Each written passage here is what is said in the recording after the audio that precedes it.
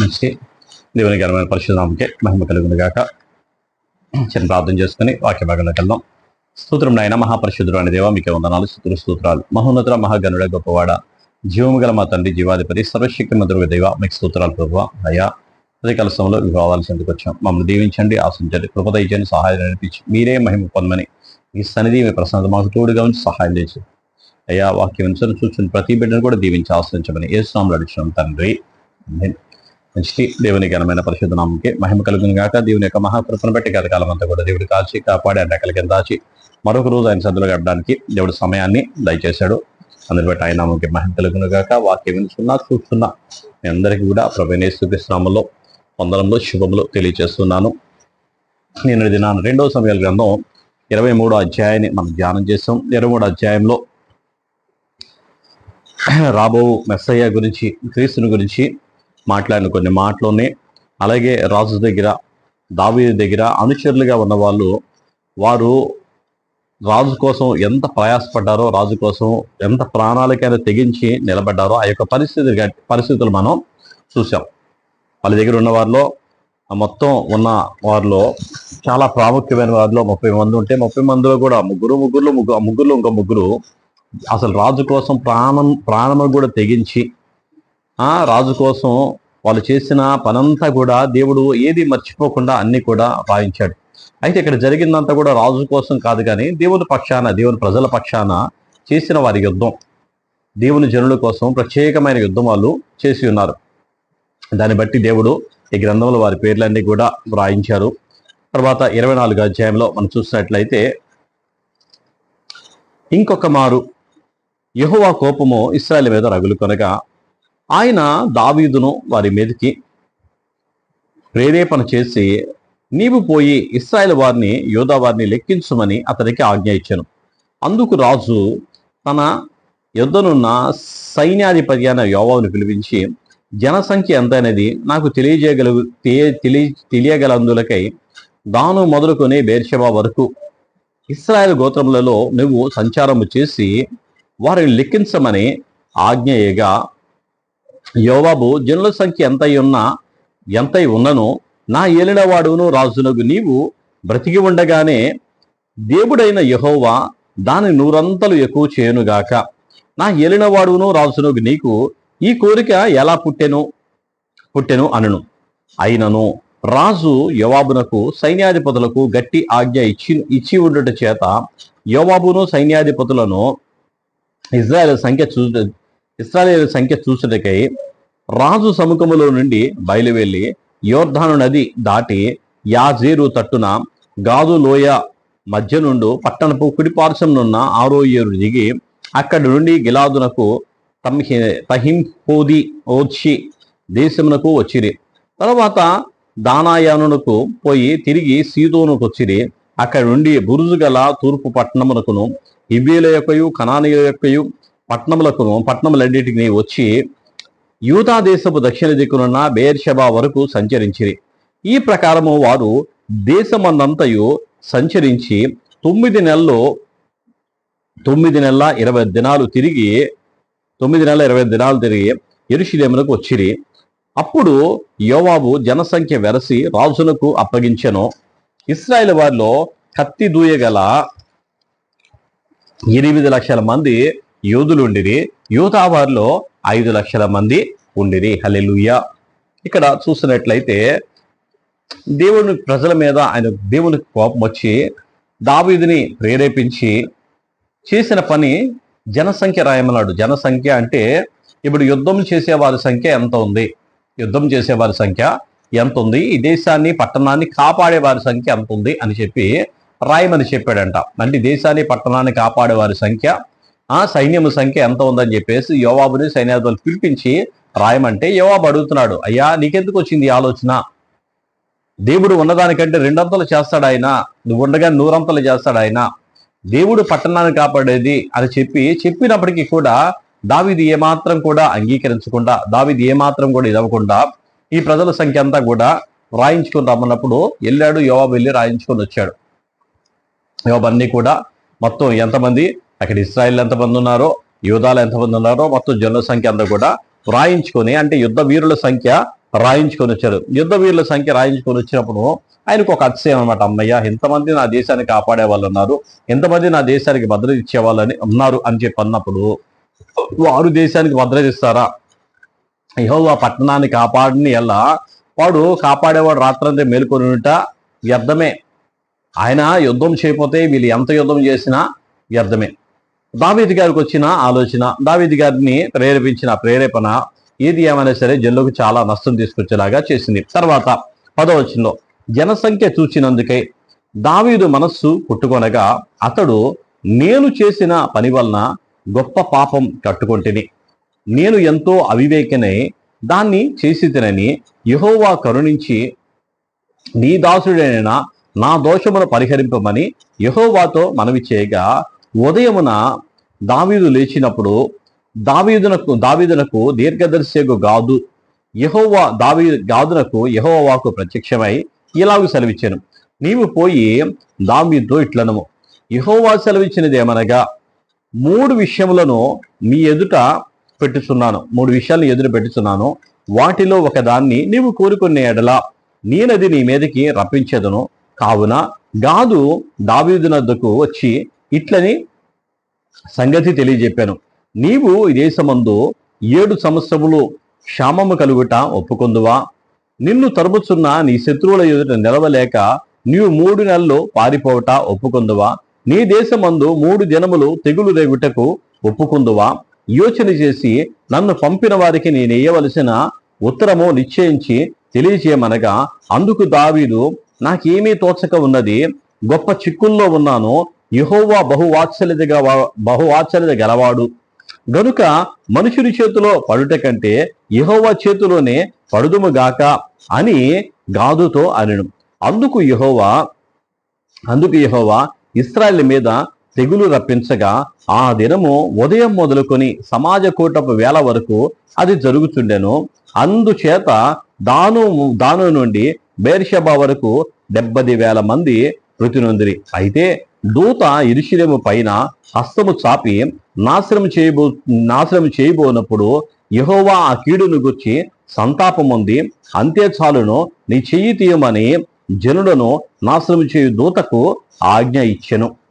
యెహోవా దూత యెబూసీయుడైన అర్నోను యొక్క కళ్ళము దగ్గర ఉండగా దావీదు జనులను నాశనం చేసిన దూతను కనుగొని యెహోవాను ఇలాగు ప్రార్థించెను, చిత్తగించుము, పాపం చేసేవాడు నేనే, దుర్మార్గంగా ప్రవర్తించిన వాడును నేనే. గొర్రెల వంటి వీరేమి చేసిరి, నన్నును నా తండ్రి ఇంటి వారిని శిక్షించుము. హల్లెలూయా. ఇక్కడ మాట్లాడుతూ దావీదు చేసిన ఆ జనసంఖ్య రాయమన్న ఆ పనికి దేవుని దగ్గర నుండి తీర్పు అనేది వచ్చింది. దేవుని దగ్గర తీర్పు అనేది వచ్చింది. అంటే ఒక అతిశయం అనేది మంచిది కాదు, గర్వించే హృదయం అనేది మంచిది కాదు, నా కాపుదల, నా బలమే, నా శక్తి అనేది మంచిది కాదు. ఇక్కడ జరుగుతున్న పరిస్థితి అలాంటిదే. మన శక్తి కానీ బలం కానీ మనల్ని కాపాడలేదు. మనం అతిశయించడం అనేది లోకాన్ని బట్టో, డబ్బును బట్టో, మనకున్న పరిస్థితిని బట్టో మనం అతిశయించడం అనేది కరెక్ట్ కాదు అని చెప్పి ఇక్కడ మాట్లాడుతూ జరుగుతున్న పరిస్థితి అలాంటిదే చెప్తూ ఇక్కడ ఉన్నాడన్నమాట. ఈ విషయమై ఆయన అతిశయించిన విషయం దావీదుకి అర్థమైంది, ఆయన గర్వించిన విషయం దావీదుకి అర్థమయ్యి వెంటనే దేవుడి దగ్గర పశ్చాత్తాపతుడే దేవుని దగ్గర నుండి గాదు అయిన దీర్ఘదర్శిని పిలిపించి ఇలా చేశానయ్యా అనగానే ఆ గాదు దేవుని దగ్గర గాదుని దేవుడే పంపించాడు. దావీదు దగ్గరికి పంపించినప్పుడు దావీదుకి గాదు చెప్తున్నాడు, నన్ను దేవుడు పంపించాడు, ఇక్కడ 3 విషయాలు నీ దగ్గర చెప్తున్నాను. ఈ 3 విషయాల్లో ఎన్నాళ్ళు 3 సంవత్సరాలు కరువు వచ్చింది, కరువుకు నీవు ఒప్పుకుంటావా? లేదా 7 సంవత్సరాలు కరువు క్షేమం కలగడానికి ఒప్పుకుంటావా? లేదా 6 నెలలు నేను శత్రువు తరుముతా ఉంటే దాన్ని ఒప్పుకుంటావా? లేదా 3 రోజుల పాటు తెగులు వస్తే దానికి నువ్వు ఒప్పుకుంటావా అని చెప్పి దావీదు దగ్గర ఆ మాట చెప్పాడు. 7 సంవత్సరాల కరువా, లేదా 6 నెలలు నువ్వు శత్రువులు భయపడి నువ్వు పారిపోతావా, లేదా 3 రోజుల పాటు తెగులు వస్తే తెగులుకు ఒప్పుకుంటావా అని చెప్పి అడిగినప్పుడు దావీదుకి ఏం చేయాలో ఏమి తోచక, ఏమి ఆలోచన చేయక, మనుషుల చేతిలో పడ్డం కంటే కరువు వచ్చిందనుకో పిల్లల కోసి తినేసేంత దుర్మార్గమైన మూర్ఖమైన పరిస్థితి అయింది. 7 సంవత్సరాల కరువు అంటే మామూలు కరువు కాదు అని చెప్పేసి ఆ కరువుకు ఒప్పుకోలేదు. అలాగే మనుషుల చేత పారిపోవడం అంటే అది చాలా దుర్మార్గమైన విషయం. దేవుని ఎదుట ఎప్పుడు కూడా గొలియాతు వచ్చినప్పుడు నిలబడ్డాడు కానీ పారిపోలా. గులియాతు వచ్చినప్పుడు జనులందరూ కూడా చేతులు బిసుకుంటా నిలబడితే దావీదు మాత్రమే నిలబడ్డాడు. అలాంటిది శత్రువుకు భయపడడం ఏంటి, శత్రువుకు భయపడి నేను పారిపోవడం ఏంటి? అలా కూడా కాదు, అది దేవుని ఎదుట. అయితే దేవుడు కరుణావాత్సల్యం గలవాడు, ఏ తెగులైనా ఏదైనా రాని ఆయన ప్రేమ కలిగిన దేవా అని చేతులని పడతానని చెప్పేసి ఆయన అనుకొని, సరే 3 రోజులు తెగులికి నేను అంగీకరిస్తాను అని చెప్పినప్పుడు 3 రోజులు తెగులు వచ్చింది. 3 రోజులు తెగులు వస్తే దాదాపుగా 70,000 మంది చనిపోయారు. వీళ్ళందరూ రక్షించిన వాళ్ళే, వాళ్ళందరి మీద దేవుని కోపం వచ్చి ఉన్నవారే. దేవుని కోపం రగులుకొనగానే ఇదంతా కూడా జరుగుతుంది. దేవుని యొక్క కాపుదల, దేవుని యొక్క కృపాక్షేమాలు మన దగ్గర లేకపోతే మనం ఏది ఏమైనా సరే పడిపోయే స్థితిలో ఉంటాం. ఆయన కృపా నిక్షేమం మన దగ్గర ఉంటే, ఎప్పుడు కూడా ఆయన కరుణావాత్సల్యం మన దగ్గర ఉంటే, ఆయన పాదాల దగ్గర మనం ఉన్నట్లయితే ఎప్పుడు కూడా ఆయన క్షేమం ఇస్తాడు, భద్రత ఇస్తాడు. మనలో అతిశయం అనేది మంచిది కాదు. న్యాయపరుల గ్రంథంలో కూడా అలాగే చేశారు, దేవుని విరోధంగా చేశారు. ఇప్పుడు కూడా వాళ్ళు అలాగే చేసి దేవుని విరోధంగా వాళ్ళు చేస్తున్న ఆ పనికి ఇప్పుడు జరిగింది. 70,000 మంది కూలిపోతే మళ్ళా దావీదు వచ్చి దేవుని దగ్గర ఆ సంహరించే దూత వచ్చి వాళ్ళందరూ సంహరిస్తూ ఉండగా వచ్చి యొర్దాను కళ్ళము దగ్గర యెహోవా దూత దగ్గరికి వచ్చి ప్రార్థన చేస్తున్నాడు. అయ్యా, పాపం చేసిన వాడిని నేను, ఇలా జనాభా లెక్క రాయించిన వాడిని నేను, గొర్రెలంటి వారయ్యా, వారిని ఏం చేయొద్దయ్యా అని చెప్పేసి దేవుడి దగ్గర ప్రార్థన చేస్తా, దేవుడి దగ్గర వేడుకొని చుండగా ఆ దేవుడు కనికరపడి వెంటనే అక్కడ చెప్తున్నాడు అనమాట. ఆ సంహార దూతని ఇక చాలుని చెయ్యి అరకది అని చెప్పి ఒక గద్దెంపుగా అక్కడ సంహార దూత ఆగిపోయాడు. ఇక వారి దగ్గర చావు అనేది ఆగిపోయింది. అయిపోయిన తర్వాత 18వ వచనం మనం చూసినట్లయితే, ఆ దినమున గాదు దావీదు వద్దకు వచ్చి, నీవు పోయి యెబూసుడైన అర్నాను యొక్క కళ్ళములో యెహోవా నామమున ఒక బలిపీఠం కట్టించమని అతనితో చెప్పగా, దావీదు గాదు చేత యెహోవా ఇచ్చిన ఆజ్ఞ చొప్పున పోయిను. అర్నౌన రాజును అతని సేవకులను తన దాపునకు వచ్చుట చూచి బయలుదేరి రాజునకు సాష్టాంగ నమస్కారం చేసి, నా ఏలినవాడును రాజునకు నీవు నీ దాసుడనైనా నా యొద్దకు వచ్చిన నిమిత్తమేమని అడగగా, దావీదు ఈ తెగులు మనుషులకు తగలకుండా నిలిచిపోవునట్లు యెహోవా నామమున ఒక బలిపీఠం కట్టించుటకై నీ యొద్ద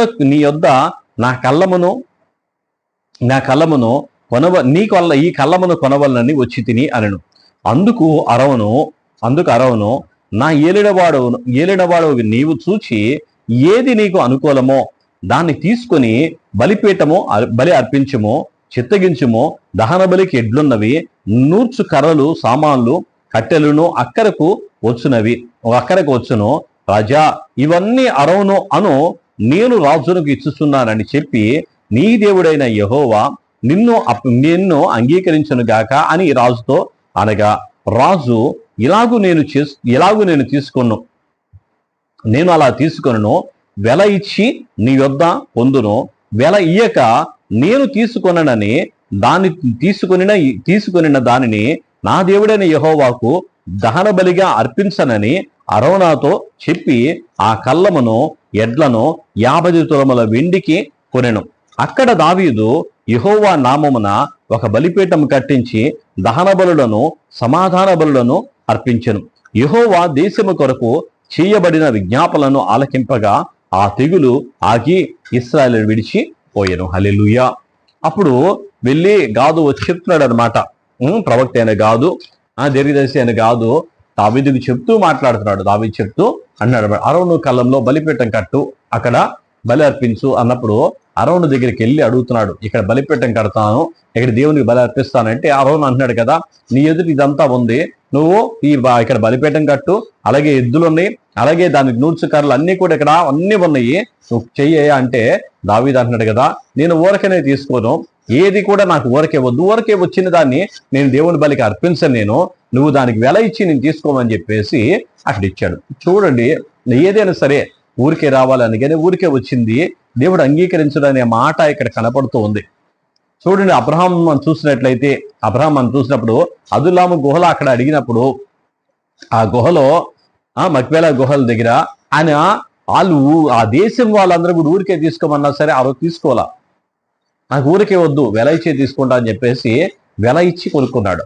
అలాగే ఇప్పుడు ప్రాంతాన్ని కూడా వెల ఇచ్చే కొనుక్కున్నాడు. ఇర్మియా గ్రంథంలో మనం చూసినట్టయితే దేవుని యొక్క స్థలాన్ని, దేవుని యొక్క దాన్ని, ఆ యొక్క పొలాన్ని కూడా ఇర్మియాతో వెల ఇచ్చి కొనిపించాడు. ఈరోజు అదే వెల ఇచ్చి కొన్నాడు కాబట్టి ఆ వెలను బట్టి ఈరోజు యెరూషలేము ప్రాంతాన్ని వాళ్ళు స్వాధీనపరచుకోవడానికి యెరూషలేము మాది అని చెప్పేసి దీని దస్తావేజులతో సహా తీసుకొచ్చి వాళ్ళు పోరాటం చేస్తూ ఉన్నారు. వెల ఇచ్చి కొనడానికి విలువ ఎక్కువ. వెల లేకుండా ప్రభువు కూడా మనందరూ కూడా ఆయన రక్తం అనే వెల ఇచ్చి మనల్ని కొన్నాడు. వెల ఇచ్చి మనల్ని కొన్నాడు కాబట్టి మనం విలువైన వారు, విలువైన సొత్తు. అందుకే వెల ఇచ్చి కొనడానికి విలువ ఉంది. ఆ విలువన దాంట్లో దేవుని యొక్క అక్కడ బలిపీఠం కట్టి బలిపీఠం దగ్గర బలి అర్పిస్తూ ఉండగానే ఆ తెగులంతా కూడా ఆగిపోయి ఆ మరణపు దూత వారిని విడిచి వెళ్ళిపోయాడు. దేవుడి మాట దీవించి ఆశ్రయించను గాక, దేవుని కృపతోడే ఉండి నడిపించను గాక. ప్రార్థన చేసుకుందాం. స్తోత్రం నాయన, మహాపరిశుద్ధుడైన దేవ, నీకే వందనాలు, స్తోత్రాలు. మహోన్నతుడ, మహాగణుడ, గొప్పవాడ, జీవము గల యేసయ్య, జీవాధిపతి, సర్వశక్తుడుగా మా దేవ, సర్వాధికారి, మీకు స్తోత్రం నాయన. ఉదయకాల సమయంలో ప్రభువా మీ పాదాల చెంతకు వచ్చాం. దీవించండి, ఆశించండి, సహాయం చేసి కృపతో వదిలిచేసి మీరు మహిమ పొందమని, మీ ఆత్మాభిషేకం మా మీద నుంచి కృపతో వదిలిచేసి సహాయం చేసి నడిపించటం జరిగించమని, చూస్తున్న ప్రతి బిడ్డను కూడా దీవించి ఆశించమని యేసు నామములో అడుగుచున్నాం తండ్రి. అందరికీ వందనాలు.